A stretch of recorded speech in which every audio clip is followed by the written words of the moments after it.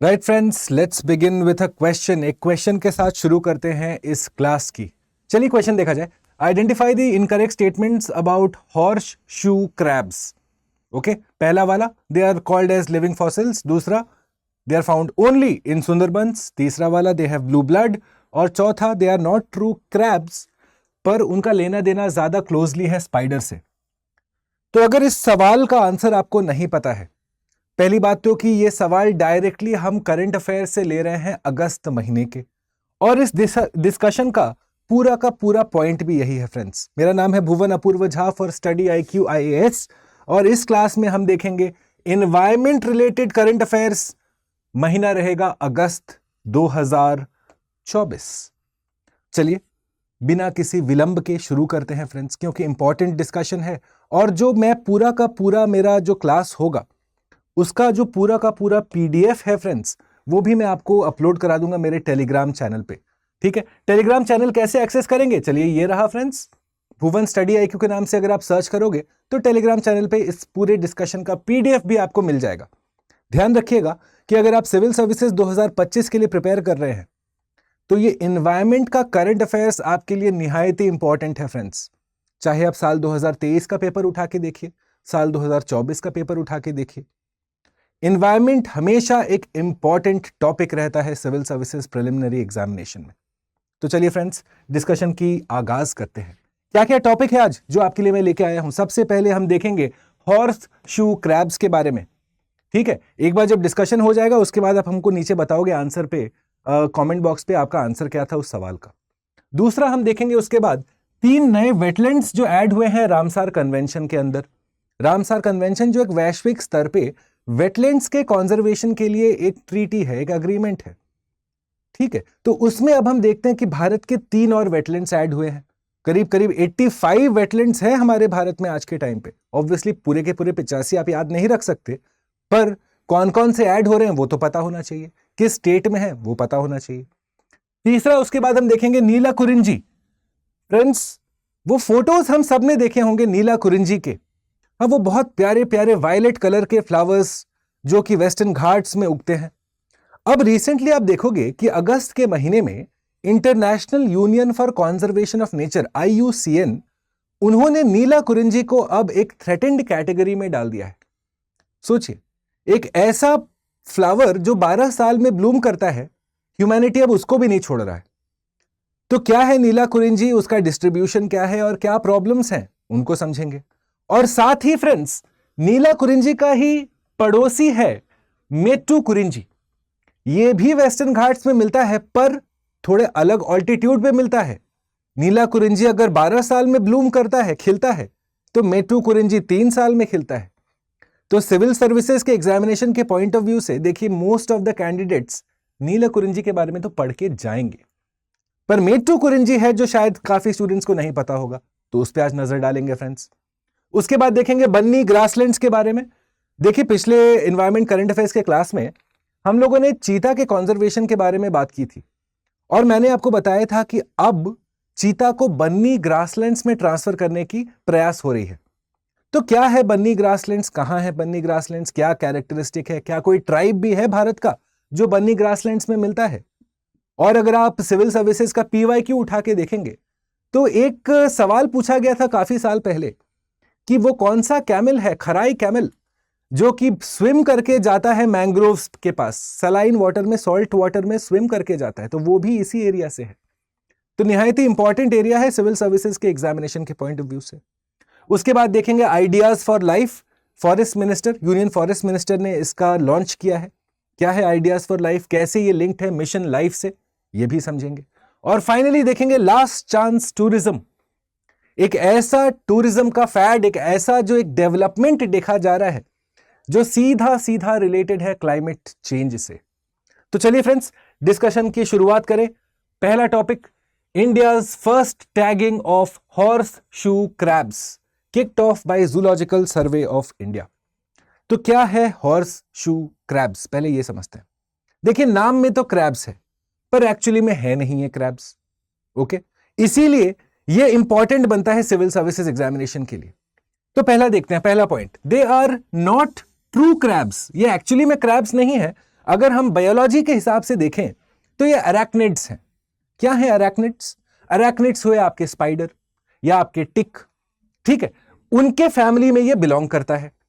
अच्छा, अगर आप हिस्ट्री ऑफ द अर्थ देखेंगे, एवोल्यूशन ऑफ द अर्थ देखेंगे, तो ये काफी पुराना स्पीशीज है फ्रेंड्स। करीब करीब 250 मिलियन साल तक ये अर्थ पे पाया जा रहा है। सोचिए, इसीलिए इनको कहा जाता है, they are called as living fossils. अब इसका अर्थ क्या हो? देखिए, फॉसिल्स हम क्या समझते हैं? पुराने जमाने का एक ऐसा, ग्राउंड के नीचे मिलने वाला चीज जो कि एक्चुअली में हमें छाप बताएगा उस पर्टिकुलर एनिमल या उस पर्टिकुलर प्लांट का जो एक जमाने पहले मिलता था। पर क्योंकि ये स्पीशीज बहुत पुराना है तो, और इसको ये मिलता भी है अभी के टाइम पे, तो इसको हम कहते हैं लिविंग फॉसिल्स। ओके, थर्ड देखिएगा, दे हैव ब्लू ब्लड। बड़ा इंपॉर्टेंट पॉइंट है। क्यों है इनके पास ब्लू ब्लड? क्यों इनका खून लाल कलर का नहीं होता? क्योंकि इनके ब्लड में एक सब्सटेंस है जिसका नाम है हेमोसायनिन, जो इसको ऑक्सीजन कैरी करने में हेल्प करता है। तो कुछ कैरेक्टरिस्टिक्स हैं जो आपको ध्यान रखना है फ्रेंड्स। और चौथा, आप देखेंगे कि फकीर मोहन यूनिवर्सिटी ओडिशा में है, बालासोर में स्थित है, और यह यूनिवर्सिटी काफी बढ़ चढ़ के एफर्ट ले रहा है हॉर्स शू क्रैब्स के कंजर्वेशन, उनके प्रोटेक्शन के लिए। अब सवाल उठता है कि हॉर्स शू क्रैब्स भारत में मिलते कहां कहां हैं? तो भारत में ये मुख्यतः दो जगह हमें मिलेंगे फ्रेंड्स। पहला है आपका ओडिशा कोस्ट के पास में, और दूसरा सुंदरबंस में। ओके, दो डिफरेंट स्पीशीज हैं, ओडिशा कोस्ट और सुंदरबंस, और फकीर मोहन यूनिवर्सिटी ओडिशा में, बालासोर में, ये काम कर रहे हैं ओडिशा कोस्ट के ऊपर। राइट, आगे बढ़ते हैं। क्या क्या इनके चैलेंजेस है, क्या थ्रेट्स है, क्यों इनके प्रोटेक्शन के लिए इनको जियो टैगिंग, इनका टैगिंग किया जा रहा है, क्यों ऐसा हो रहा है? क्योंकि फ्रेंड्स, जब आप हार्मफुल फिशिंग करेंगे, जब आप ओवर एक्सप्लॉयटेशन करेंगे, सोचिए, अगर आप फिशिंग के दौरान कुछ ऐसा जाल, मछली का जाल यूज करते हैं जो पूरा का पूरा सी बेड को खींचते हुए ले जाए, तो साथ ही मछली के साथ साथ आपके पूरे के पूरे बेंथिक जोन, यानी कि ओशन के लोअर लेवल पे जितने सारे ऑर्गेनिजम्स हैं, जितने फिश, मोलस्क, जो भी होगा, सारा का सारा साथ में खिंचाता है। तो इसीलिए आप देखते हैं कि जैसे जैसे मॉडर्न नेट्स, जो फिशिंग नेट्स जैसे जैसे मॉडर्नाइज हो रहे हैं, वैसे वैसे मरीन इकोसिस्टम पे ज्यादा प्रभाव पड़ रहा है, और इसीलिए हॉर्स शू क्रैब्स का भी एक्सप्लॉयटेशन लगे हाथ हो जाता है। तो इसीलिए इनके नंबर में कमी देखी जा रही है। सिमिलरली आप देखेंगे कि इनका इलीगल स्मगलिंग भी होता है, और इन दोनों कारणों के चलते इनके नंबर में गिरावट देखा गया है। तो यह है हॉर्स शू क्रैब्स का ओवरऑल लेखा जोखा। अब क्योंकि एक चैलेंज ये फेस कर रहा है ये स्पीशीज, तो इसके लिए कुछ कंजर्वेशन एफर्ट्स लेंगे हम। सबसे पहला एफर्ट क्या है friends? We are going ahead और हम इनको टैग कर रहे हैं। टैगिंग प्रोग्राम इनका लगाया गया है, जिसके अंतर्गत देखिए, small tags are attached to the horse shoe crabs so as to learn more about their population. Okay, जब इनको हम ट्रैक करेंगे, जब इनका मूवमेंट ट्रैक करेंगे, साथ में कोरिलेट करेंगे फिशिंग किधर ज्यादा हो रहा है, तब हम जाके रेगुलेटरी फ्रेमवर्क लगा सकते हैं, तब हम रूल्स और रेगुलेशन बता सकते हैं कि हाँ, इस एरिया में आप फिशिंग ना करें। नो फिशिंग जोन्स हम शायद डिक्लेयर कर सकते हैं। करेक्ट?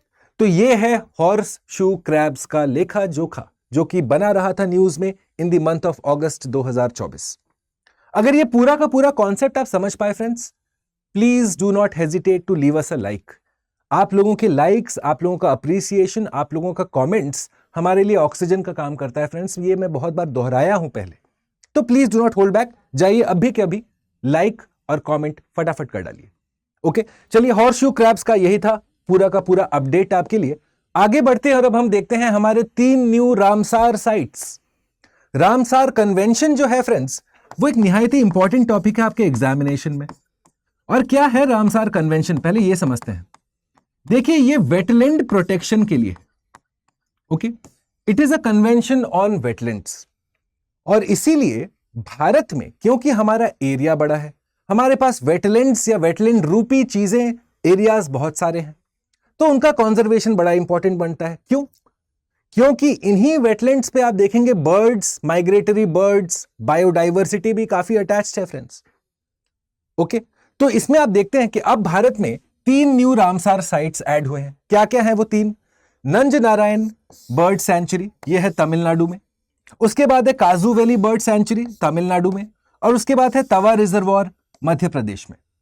इन तीनों के जुड़ने के साथ आज के टाइम पे इन अगस्त 2024 भारत के पास कुल मिला के 85 रामसार साइट्स है, 85 रामसार साइट्स।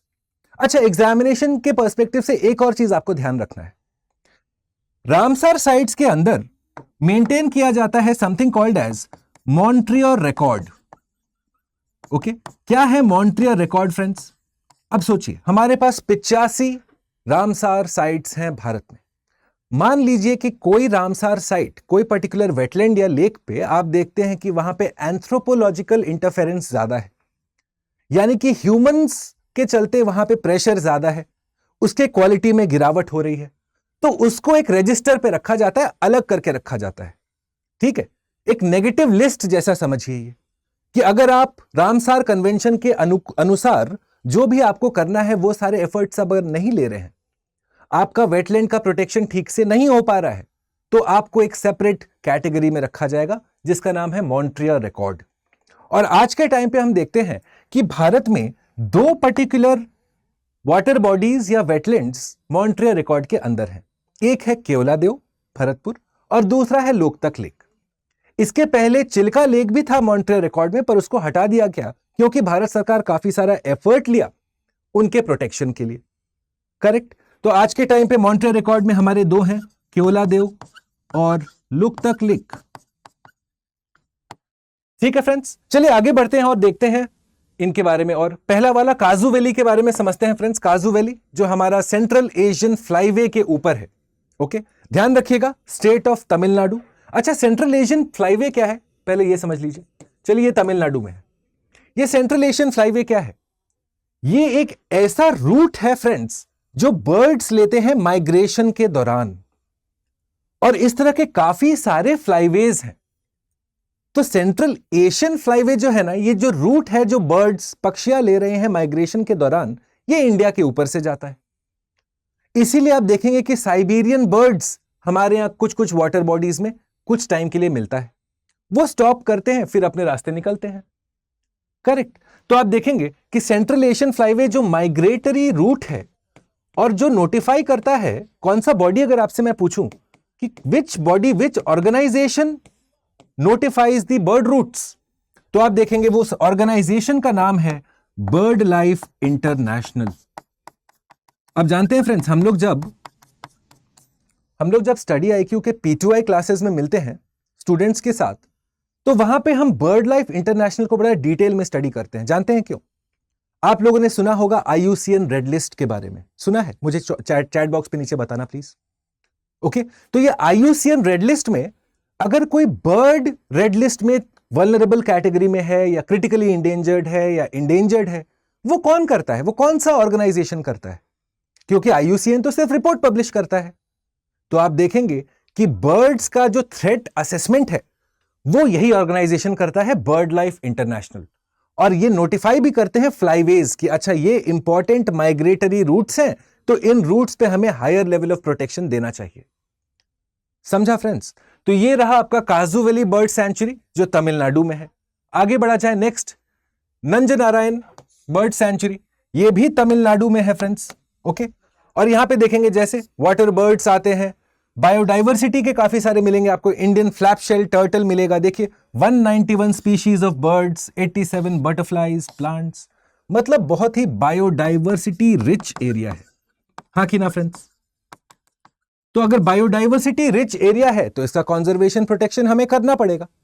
इसीलिए भारत सरकार जाके पहल भी लगाया, रामसार के अंदर इसको प्रोटेक्शन दिया जा रहा है। जब आप वेटलैंड को प्रोटेक्ट करेंगे तो जो सारे बर्ड्स, जो सारे बायोडाइवर्सिटी, फिशेस, प्लांट्स, एनिमल्स जो भी है, सबको प्रोटेक्शन मिलेगा।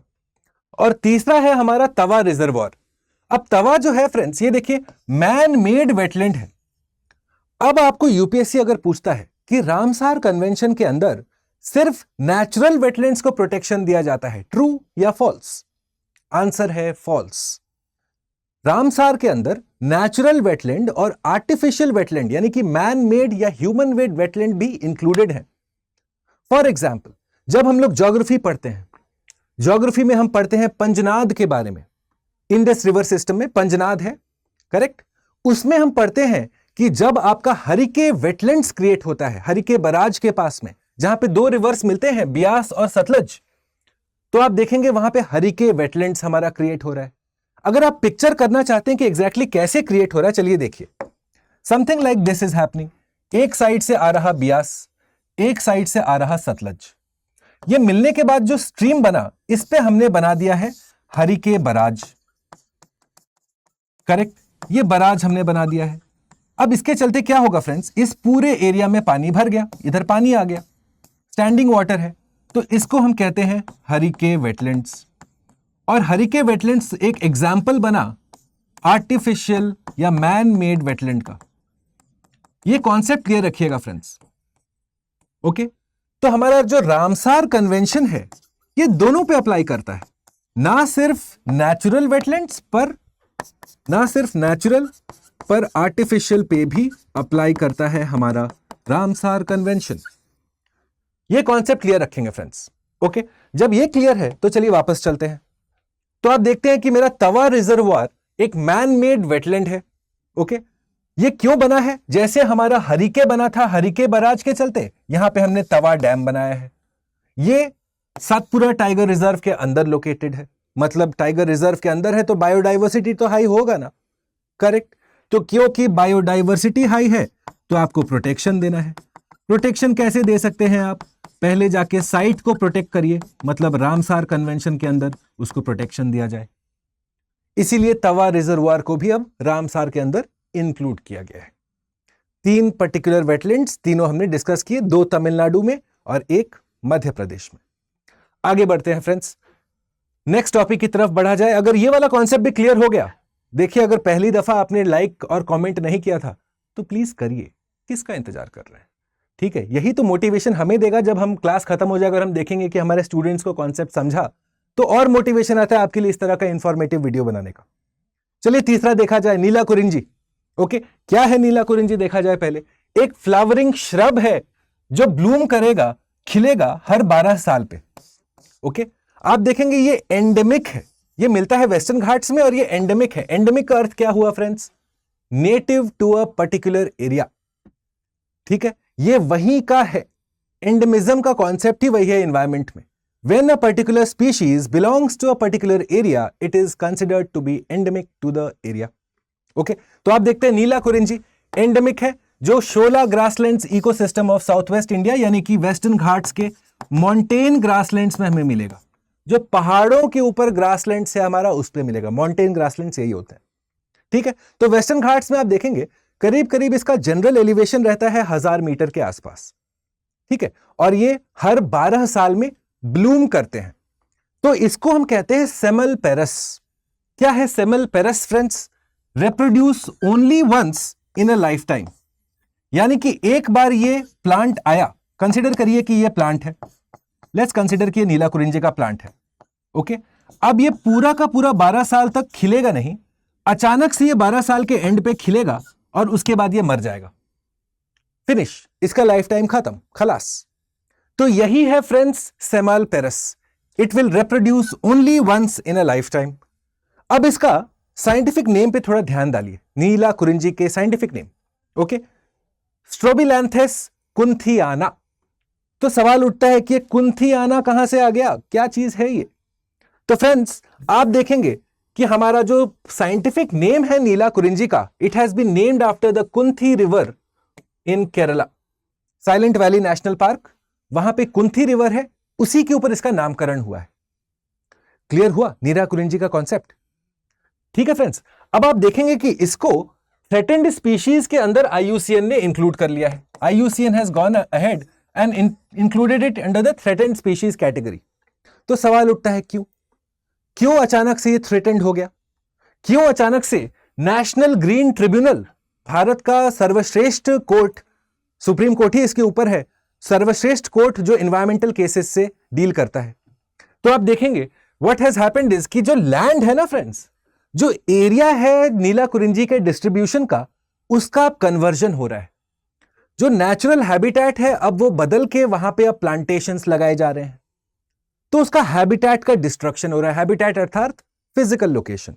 ओके, तो इसका हैबिटेट का डिस्ट्रक्शन हो रहा है, इसीलिए आपको इसको प्रोटेक्शन देने की आवश्यकता है फ्रेंड्स। देखिए, conversion for tea and softwood, urbanisation के चलते हैबिटेट का लॉस हो रहा है। करेक्ट। आप देखेंगे invasion of exotic species, invasive species भी अब आपके हैं। फॉर एग्जाम्पल पिछले क्लासेस में हमने किया हुआ है, करंट अफेयर्स के क्लास में ही लैंटना कैमरा के बारे में हमने डिस्कस किया है कि कैसे आपके इन्वेसिव एलियन स्पीशीज हमारे नेटिव स्पीशीज को आउट कंपीट कर देते हैं। उनका रेट ऑफ रिप्रोडक्शन, उनका रेट ऑफ डिस्ट्रीब्यूशन हमारे वाले स्पीशीज से फास्टर रहता है। तो क्या होगा अगर कोई बाहरी स्पीशीज आके, कोई बाहरी प्लांट आके हमारे एरिया पे जल्दी से फैल जाए, तो हमारे वाले तो खत्म हो जाएंगे ना। यही हो रहा है नीला कुरिंजी के साथ। इसीलिए आप देखेंगे IUCN ने इसको रेड लिस्ट के अंदर थ्रेटेंड कैटेगरी में इंक्लूड किया है। कॉन्सेप्ट क्लियर हुआ फ्रेंड्स? ये भी अगस्त के महीने में बहुत मेजर न्यूज था, तो आपको एकदम इंपॉर्टेंस के साथ इसको पढ़ना है।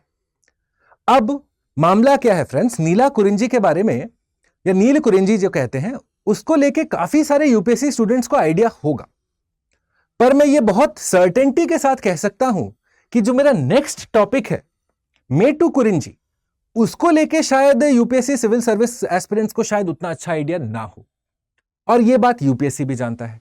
और इसीलिए आप एक्सपेक्ट कर सकते हैं एग्जामिनेशन में कि नीला कुरिंजी आप पढ़ के जाएंगे, पर सवाल पूछा जाएगा मेटू कुरिंजी का। तो क्या है मेट कुरिंजी? देखिए, देखने में तो एकदम सिमिलर लगता है नीला कुरिंजी जैसा, एकदम सेम, कोई फर्क नहीं है। ठीक है, अगर आप उसका प्लांट मॉर्फोलॉजी देखेंगे तो हाँ कुछ कुछ चेंजेस हैं। किसी का फ्लावरिंग अलग होता है, स्टेम का साइज थोड़ा छोटा बड़ा है, वो सब ठीक है। ठीक है, मॉर्फोलॉजी, प्लांट मॉर्फोलॉजी अलग अलग है, पर नेकेड आई से हम देखेंगे तो दोनों सेम लगेंगे। ओके, पर अब डिफरेंसेस क्या है? फर्स्ट डिफरेंस फ्रेंड्स, ओके, मेटो कुरिंजी एंडेमिक है और आप देखेंगे इसका हाइट कम है, ये 800 मीटर पे है। नीला कुरिंजी मेरा 1000 मीटर के ऊपर मिलता है। ओके, और दूसरा देखिए, दिस फ्लावर्स एवरी 3 इयर्स। याद है नील कुरिंजी है 12 साल और ये हर 3 साल। ये इदुक्की डिस्ट्रिक्ट केरला में आपको सबसे ज्यादा मिल जाएगा मेटो कुरिंजी देखने के लिए। ओके, और इसके फ्लावर्स इतने डेलिकेट होते हैं फ्रेंड्स, क्योंकि ये वेस्टर्न घाट्स में है, बारिश बहुत अच्छे से होती है वहां पे, साउथ वेस्ट मानसून बहुत ज्यादा गिरता है वहां पे। तो आप देखेंगे कि अगर हेवी रेनफॉल हो गया ना, तो ये मेटो कुरिंजी के जो फ्लावर्स हैं, जो पेटल्स हैं, वो भी झड़ जाते हैं। तो इनफैक्ट एक साल ऐसा हुआ है कि टूरिस्ट्स गए मेटो कुरिंजी देखने के लिए, बहुत भर के बारिश हो गई और सारे टूरिस्ट को वापस आना पड़ा, क्योंकि मेटो कुरिंजी के जो पेटल्स थे वो सारे के सारे झड़ गए। तो ये जो आपको फोटो दिखना चाहिए था इंस्टाग्राम के लिए, वो पॉसिबल नहीं हो पाया। कॉन्सेप्ट क्लियर हुआ फ्रेंड्स नील कुरिंजी और मेटो कुरिंजी का? नील कुरिंजी 12 साल, ये 3 साल। नील कुरिंजी हायर ऑल्टीट्यूड, ये थोड़ा कम ऑल्टीट्यूड। क्लियर? पर वेस्टर्न घाट्स पे दोनों है, ये ऐसा नहीं कि कोई ईस्टर्न घाट्स पे उग रहा है, दोनों वेस्टर्न घाट्स पे है। क्लियर? आगे बढ़ा जाए, चलिए नेक्स्ट देखते हैं। नेक्स्ट टॉपिक, बन्नी ग्रासलैंड्स चीता कंजर्वेशन प्रोजेक्ट। अगर ध्यान से सुने होंगे आप तो आपको पता होगा बन्नी ग्रासलैंड्स गुजरात में है। ओके, और आप देखेंगे कि इन बन्नी ग्रासलैंड्स को largest grasslands in Asia consider किया जाता है। एक ऐसा जगह जहां पे वेटलैंड्स भी हैं और ग्रासलैंड्स भी साइड बाय साइड है। और यहां पे आपको एक important tribal group of India मिलेगा, द मालधारीज। ये मालधारी ट्राइबल ग्रुप जो आप देखते हैं गिर फॉरेस्ट में काफी सक्रिय है, वाइल्ड लाइफ कंजर्वेशन में काफी योगदान होता है इनका। ये भी बन्नी ग्रासलैंड्स में आपको मिल जाएंगे। ओके, काफी सारा बर्ड स्पीशीज मिलेगा। ऑब्वियसली ग्रेट इंडियन बस्टार्ड तो मिलेगा ही इस जगह में। काफी दफा हमने डिस्कस भी किया है कि ग्रेट इंडियन बस्टार्ड का क्या क्या चैलेंजेस है। एक बहुत ही इंडेंजर्ड बर्ड स्पीशीज में ये आता है। सिमिलरली बंगाल फ्लोरिकन भी आपको इधर मिल जाएगा। Okay, why? Because they prefer to breed in this area. ये इनका ब्रीडिंग ग्राउंड है, इसीलिए बन्नी ग्रासलैंड्स का कंजर्वेशन प्रोटेक्शन भी इंपॉर्टेंट बनता है। साथ में आप देखिए यहां चीता भी हम भेजने वाले हैं। मतलब अगर इतना सारा बायोडाइवर्सिटी इस एरिया में है तो बन्नी ग्रासलैंड्स को तो प्रोटेक्ट करना निहायत ही इंपॉर्टेंट है फ्रेंड्स। करेक्ट? तो आप देखिए प्रोटेक्शन के लिए हमने कुछ जोन्स डिसाइड किए हैं। फॉर एग्जांपल हाईली सूटेबल और सूटेबल जोन। यहां पे हम वेटलैंड रेस्टोरेशन या ग्रासलैंड रेस्टोरेशन का काम करेंगे।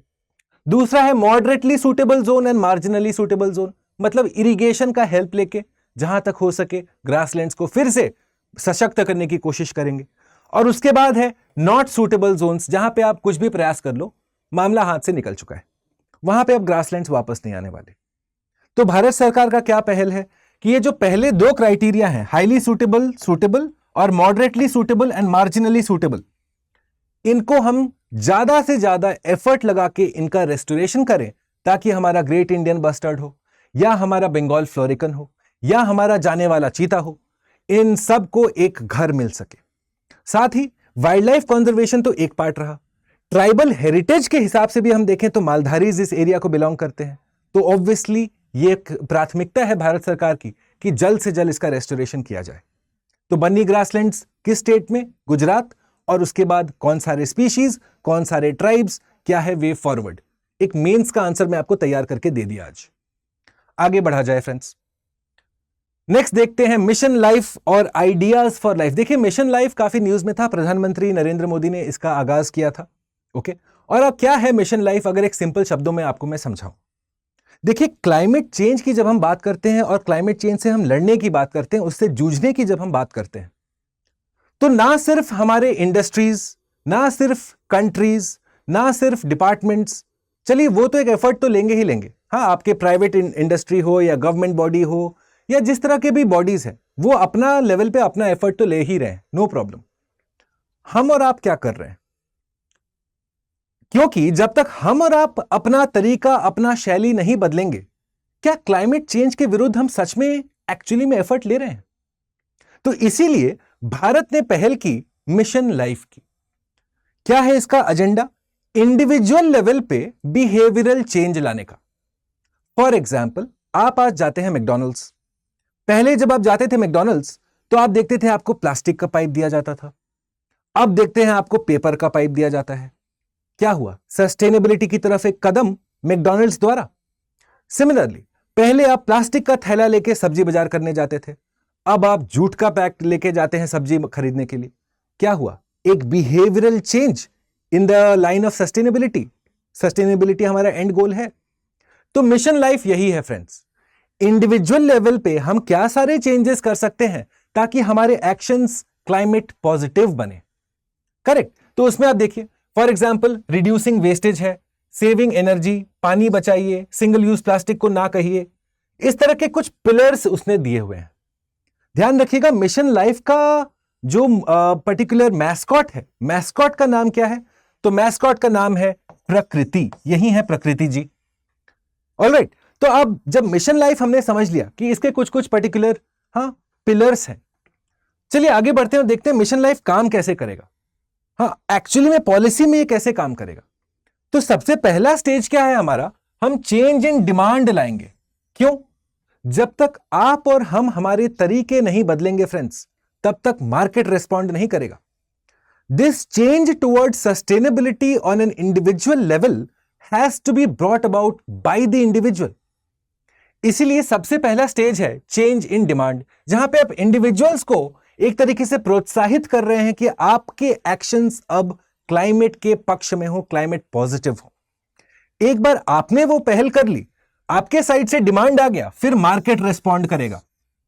सोचिए, आज आप और हम कह दें कि हम प्लास्टिक नहीं यूज करते, जाइए त्याग दिया मैंने, और हम 140 करोड़ में मान लीजिए 40 करोड़ भी ये प्रण लेते हैं, क्या मार्केट रिस्पॉन्ड करेगा? By giving us alternatives.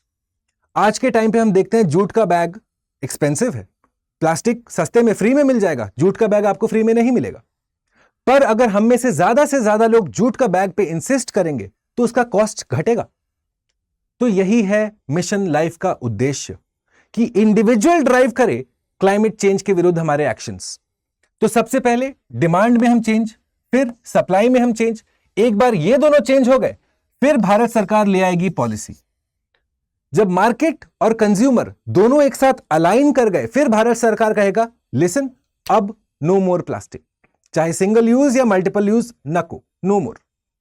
तो यही है मिशन लाइफ का एजेंडा, एक 3 स्टेज प्रोसेस जो हम और आप चलाएंगे। जब हम मिशन लाइफ समझ लिए, अब समझते हैं आइडियाज फॉर लाइफ क्या है।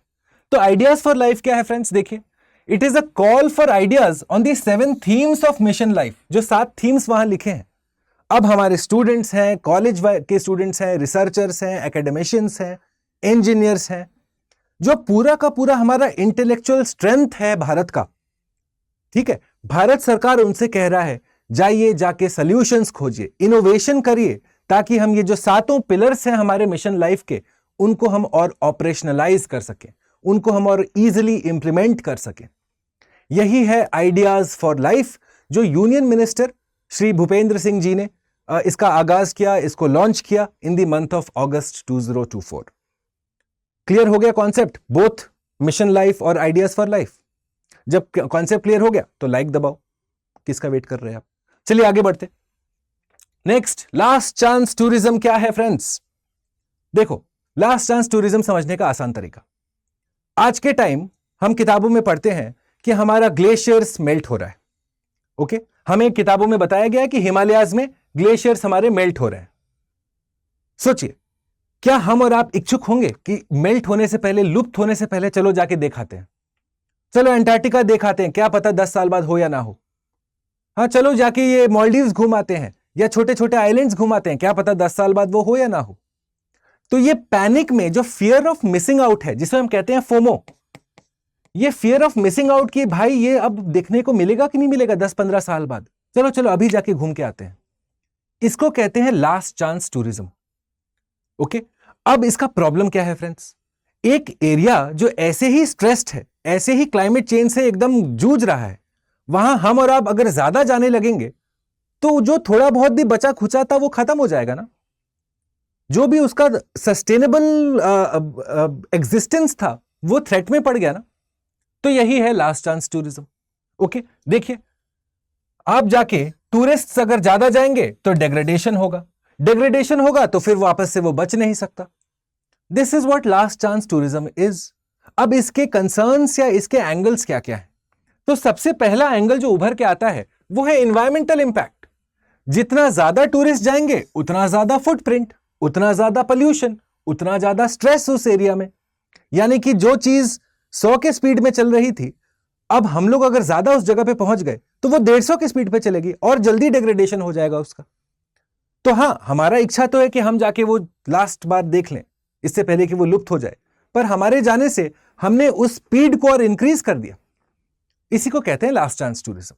ओके, सेकंड आप देखेंगे इसका लिमिटेड कंजर्वेशन इंपैक्ट है, और एथिकल कंसर्न्स भी निकलते हैं कि क्या हमें एक्चुअली टूरिज्म अलाउ करना चाहिए जब हमारे अर्थ पे कुछ ऐसे एरियाज हैं जो अब बहुत ही सीवियर स्ट्रेस में है। Shouldn't the tourism be regulated in those areas? यह सवाल बनता है मेंस के लिए। चलिए, प्रीलिम्स के पर्सपेक्टिव से तो आपको कॉन्सेप्ट क्लियर हो गया, आप आराम से मार्क कर लोगे सवाल। तो फ्रेंड्स, यह था हमारा अगस्त 2024 के महीने का एनवायरमेंट करंट अफेयर्स। यह पूरा का पूरा पीडीएफ, जैसा मैंने आपको कहा, आपके लिए मैं यहां पे उपलब्ध कर दूंगा। आप सर्च करिएगा टेलीग्राम पे भुवन स्टडी आईक्यू के नाम से। इस नाम से अगर आप सर्च करेंगे, ओके, भुवन स्टडी आईक्यू के नाम से अगर आप सर्च करोगे तो आपको मेरा टेलीग्राम चैनल भी मिल जाएगा। यहां पे पीडीएफ अपलोडेड है। साथ में ये एक ऐसा चैनल है आपके लिए जहां पे आपको value added material, questions, PDFs, okay, important articles, articles का इंटरप्रिटेशन, सारा कुछ हम टाइम टू टाइम अपलोड करते रहते हैं।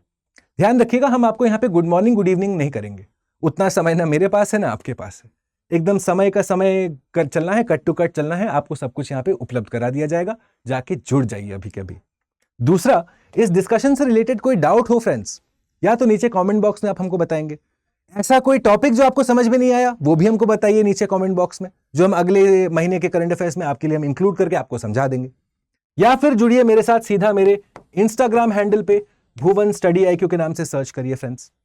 ठीक है, जाने से पहले देखिए फ्रेंड्स, क्लास हो गया। अब उन सारे स्टूडेंट्स को जो सिर्फ यूट्यूब से पढ़ रहे हैं पर एक स्ट्रैटेजी अभी तक नहीं समझ पाए हैं कैसे आगे बढ़ना है, 2025 के लिए ऑप्शनल भी प्रिपेयर नहीं किया अभी तक, जीएस का भी आइडिया नहीं है, आपके लिए सोल्यूशन लेके आए हैं हम फ्रेंड्स। ऐसा नहीं है कि मेरे पास एनर्जी ज्यादा है कि मैं आपको ये कह रहा हूं, ये आपके हित के लिए है। तो क्या है, ज्योग्राफी का ऑप्शनल बैच 5 तारीख को शुरू हुआ है, टीचर्स डे को। अभी इसके बस ओरिएंटेशन क्लासेस ही हुए हैं, और ज्योग्राफी जो एक बहुत चहेता ऑप्शनल है स्टूडेंट कम्युनिटी में। ठीक है, तो इसके साथ जुड़िए आज ही के आज यानी कि 6 सितंबर, आज एक्स्ट्रा सेल ऑफर्ड है, 10% ऑफ मिलेगा आपको अगर आप ज्योग्राफी ऑप्शनल प्रतिज्ञा बैच के साथ जुड़ते हैं। मैं इस सब्जेक्ट का इंचार्ज हूं स्टडी आईक्यू की तरफ से। ओके, 3 चीजों पे मेरा फोकस रहेगा क्लासरूम में। पहला, कॉन्सेप्चुअल क्लैरिटी होना चाहिए किसी भी टॉपिक का। दूसरा, आप हमारे साथ नोट्स बनाएंगे क्लास में। ना हम पीपीटी से पढ़ाते हैं ना पढ़ सकते हैं, हम आपको क्लास नोट्स लिखाएंगे। और तीसरा आंसर राइटिंग पे फोकस रहेगा। इसीलिए जब आप प्रतिज्ञा प्लस बैच के साथ जुड़ते हो फ्रेंड्स, तो आपको आंसर राइटिंग का जो टेस्ट सीरीज है और जो एनसीईआरटी है वो फ्री ऑफ कॉस्ट आपको प्रोवाइड किया जाता है।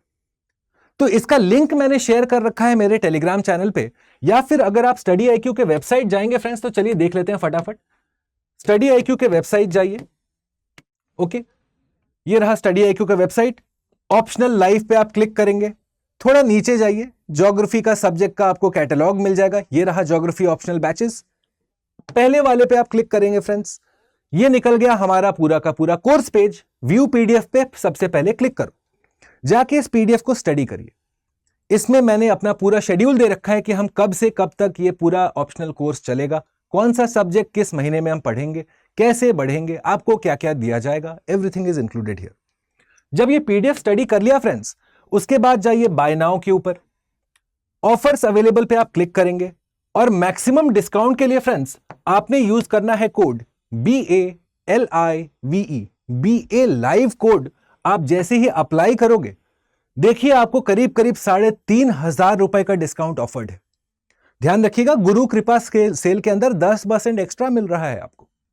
तो इस ऑप्शनल बैच के साथ आज ही जुड़िए। ऑप्शनल का बस ओरिएंटेशन क्लास ही खत्म हुआ है, एक्चुअल सब्जेक्ट शुरू हो रहा है सोमवार से, तो विलंब ना करें, जल्दी से साइन अप करें।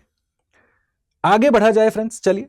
जब ये देख लिया, नेक्स्ट 2025 के लिए आप प्रिपेयर कर रहे हो पर जीएस का अता पता नहीं है, एनसीईआरटीज कैसे पढ़ना है, क्वेश्चन सॉल्विंग कब करना है, आंसर राइटिंग कैसे करेंगे सर, इकोनॉमिक्स कैसे पढ़ेंगे, हिस्ट्री कैसे पढ़ेंगे, ज्योग्राफी कैसे पढ़ेंगे, पॉलिटी, इकोनॉमी, एनवायरनमेंट, बहुत सारे सब्जेक्ट्स हैं। इसीलिए स्टडी आईक्यू का प्रतिज्ञा प्लस बैच आपके लिए क्रूशियल है फ्रेंड्स। ध्यान रखिएगा, जब आप हमारे साथ साइन अप करते हैं तो जैसे ही आप अगले साल प्रीलिम्स क्लियर करेंगे, आपको आपका फीस वापस दे दिया जाएगा, रिफंड, फुल रिफंड। दूसरा, जैसे ही आप प्रीलिम्स क्लियर करते हैं, फी रिफंड। दूसरा, आपको हर हफ्ते टेस्ट देना है हमारे साथ। संडे को होगा टेस्ट, और टेस्ट के जो टॉपर होंगे, टॉपर महाशय होंगे, उनको स्टडी आईक्यू की तरफ से हम एक प्राइज देंगे, 11,000 रुपए की राशि। और साथ में आपको मिलेगा सिलेक्शन बॉक्स। क्या है सिलेक्शन बॉक्स? सारे कोर किताब, सारे वैल्यू एडेड मटेरियल जो आपको चाहिए प्रीलिम्स और मेंस में, फ्री ऑफ कॉस्ट आपको दे रहे हैं बंधु। तो इसीलिए आज ही जुड़िए स्टडी आईक्यू के प्रतिज्ञा प्लस बैच के साथ। फुल फी रिफंड है, हर हफ्ते 11,000 आप जीत सकते हैं। करीब करीब प्रीलिम्स के पहले 4 लाख रुपए तक टॉपर जीत सकते हैं अपने लिए। मैक्सिमम डिस्काउंट के लिए आपको यूज करना है code BALIVE, BA live use करिए, मुखस्त कर लीजिए, अपने अंदर समा लीजिए इस कोड को। स्टडी आईक्यू के वेबसाइट पे या ऐप पे आप कुछ भी ले रहे हो, मैक्सिमम डिस्काउंट आपको कब मिलेगा? BA लाइव अप्लाई करने पे, करेक्ट? तो इसके साथ जुड़ो फ्रेंड्स। और अगर आप ऑप्शनल और जीएस के लिए हमारे साथ किसी कारणवश नहीं जुड़ पा रहे हो, पर आप स्टडी आईक्यू के किताबों से आप पढ़ते हैं, या आप इच्छुक हैं क्वेश्चन सॉल्विंग हो या फंडामेंटल बेसिक्स को ब्रश अप करना है, अगर एनसीईआरटी नहीं पढ़े हैं तो हायर कॉन्सेप्ट्स कैसे समझेंगे? तो एनसीईआरटी रिवाइज करने के लिए हमारा बुक सेट मंगवाइए अपने लिए आपके घर पे। ये 5 book set NCERT simplified series का आपका कोर बेसिक कॉन्सेप्ट्स बहुत आसानी से क्लियर कर देगा फ्रेंड्स। और उसके बाद क्वेश्चन सॉल्विंग के लिए हमारा 1000 एमसीक्यू सीरीज जो स्टूडेंट कम्युनिटी में बहुत ही वेल रिसीव्ड है। ठीक है, एक ऐसा किताब जो आपका प्रीलिम्स का आउटकम डायरेक्टली डिसाइड करता है, क्योंकि प्रीलिम्स में आपको क्वेश्चन सॉल्विंग पे ही सिलेक्शन होना है। तो इन दोनों किताब को भी आप मंगवा सकते हैं। दोनों किताब हिंदी और इंग्लिश में अवेलेबल है। और मैक्सिमम डिस्काउंट के लिए आपने यूज करना है कोड, अब तक तो याद भी हो गया होगा बंधुओं, BALIVE। ठीक है, तो चलिए ये एनवायरमेंट करंट अफेयर्स अगस्त 2024 का क्लास यहीं संपन्न करते हैं। अगर आपको अच्छा लगा, please do consider leaving a like and a comment. मैं बहुत जल्दी मिलूंगा आपको मेरे अगले प्रेजेंटेशन के साथ। और भूलिएगा मत कि अगर आप कुछ भी लेते हैं स्टडी आईक्यू के वेबसाइट या ऐप से, तो आपने यूज करना है code BALIVE। Tata, bye bye, see you.